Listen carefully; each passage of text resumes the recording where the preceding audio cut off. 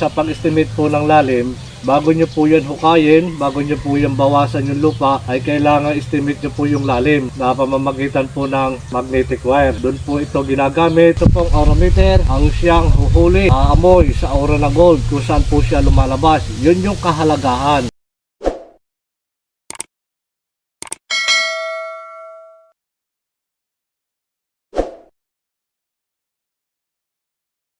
Isang mapagpalang araw po at magandang buhay sa atin pong mga kababayan, sa atin pong mga ka-TH.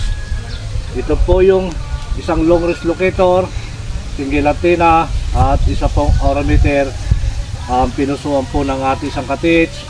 So ito naman po yung isang aurameter mula po sa NCR at ito naman po ay mula sa probinsya po ng South Cotabato. So mga kababayan, mga ka-TH, tulad pa rin po ng aking ibinabahagi na kapag meron ka pong single antenna at isa lamang ay pwede mo na puntuhan ng isang aurameter. Yan po ay napakahalaga na at magagamit na po natin yan para mahanap po natin yung aura ng gold. At kapag naituro po ng single antenna, kailangan alamin po natin kung gaano po siya kalapad at sa paggamit po ng aurameter. Kapag nasukat na po natin yung lapad na deteksyon ng aura ng gold, ay doon po natin gagamitin yung pag-estimate ng lalim gamit po yung aurameter.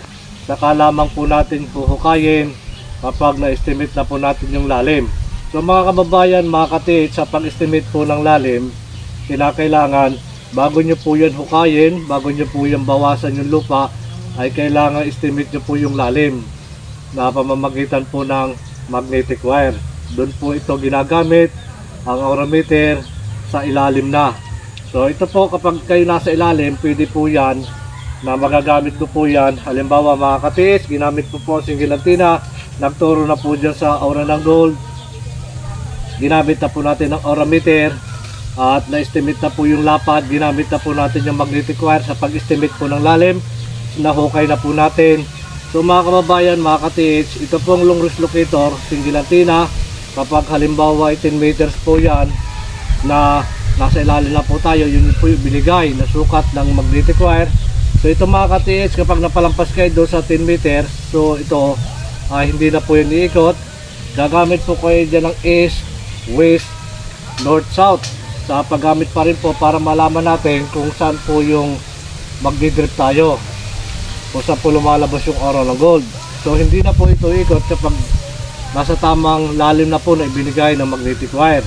So ito naman po mga ka-TH, itong aurameter ay ginagamit po kapag nandun ka na sa ilalim. Ito pong aurameter, ang siyang huhuli, aamoy sa aura ng gold kung saan po siya lumalabas. Yun yung kahalagahan na kapag meron ka pong isang aurameter at locator, ay pwede na po yan, magagamit mo na po yan.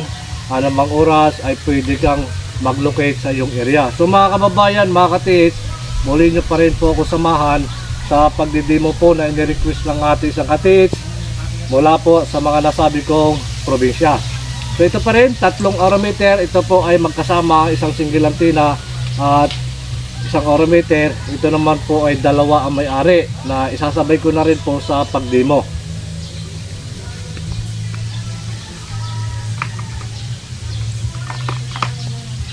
Ayan, mga ka-TH, mga kababayan, lahat po ng manual na ginagawa po ng Treasure Hunter Mindoro Gold Vlog, yan po ay bala-bala.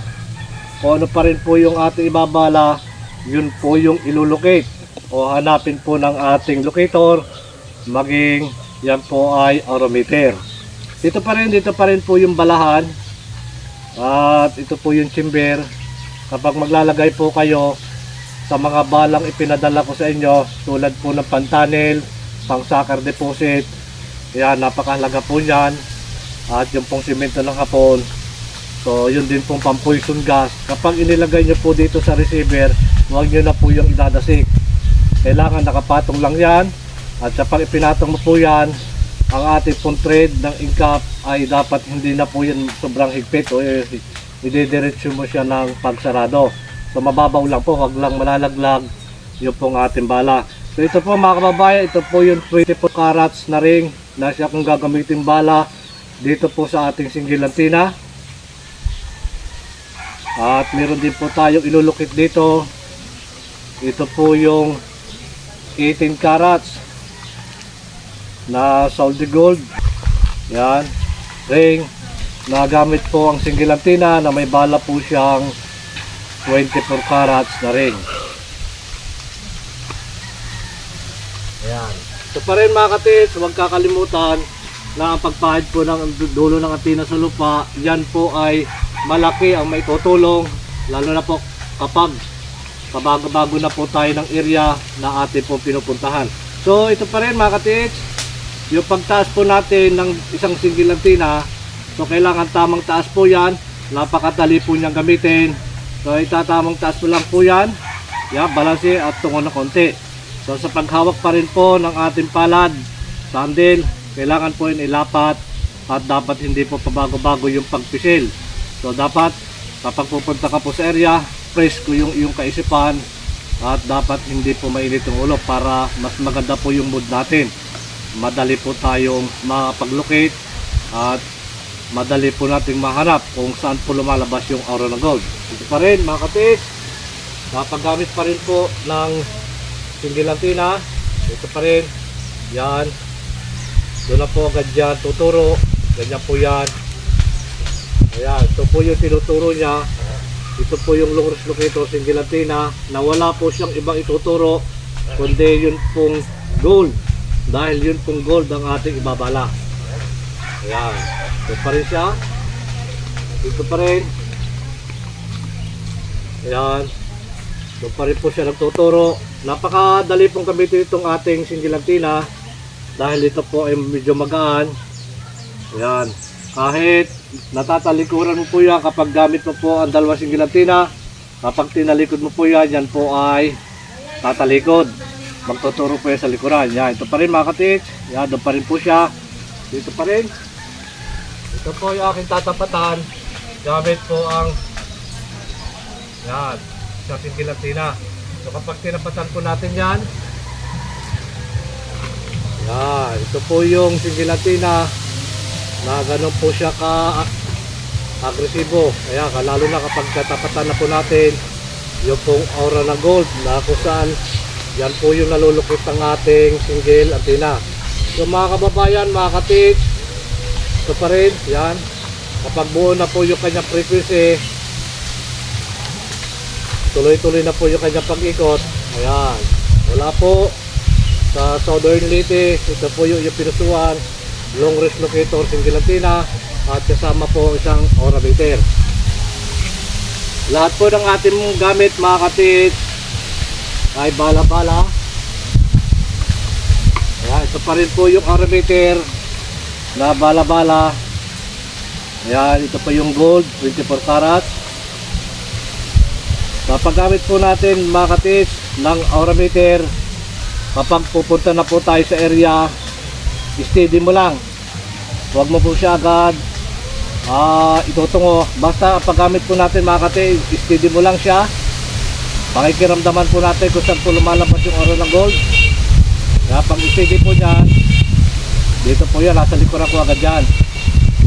Ayan, so magkakaroon po tayo ng idea na nasa likuran po natin yung aura ng gold. So ganyan po yan, papunta po yan din eh.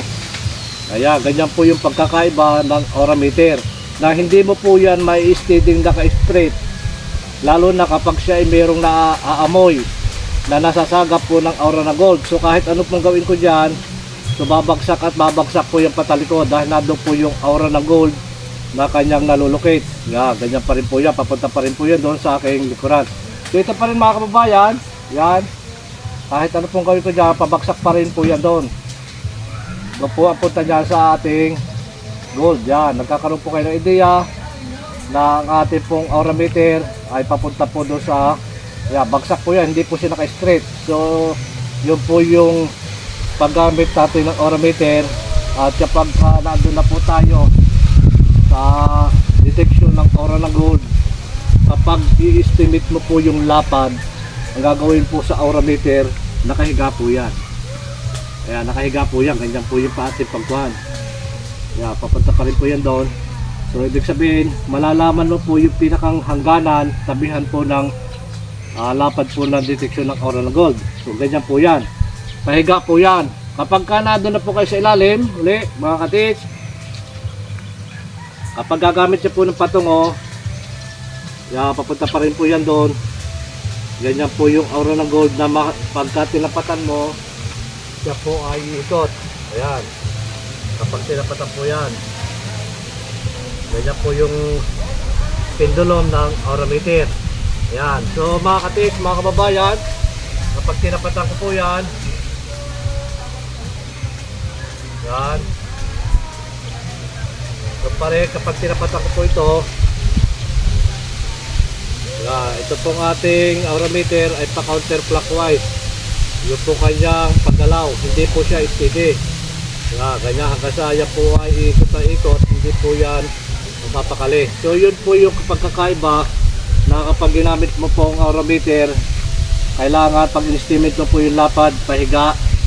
Kaya kapag darating ka sa area, nasa kalsada ka pa lamang, pwede mo na po yung gamitin. So steady mo lang po yan, ituon mo na po yan dito sa baraso sa atin yan.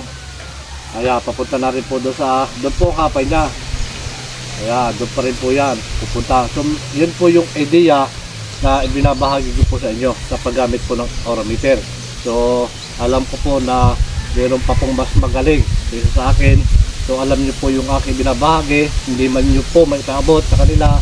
So sa pamamagitan ko po ay ipapaabot ko yung simpleng pamamaraan, pagbabahagi ng konting kalaman sa paggamit pa rin po ng aura meter.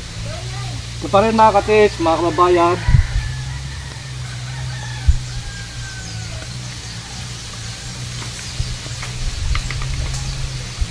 ito po yung sa South Cotabato, isang aura meter. Ganoon din po yung pamamaraan na akin po ibinabahagi sa inyo. Yan.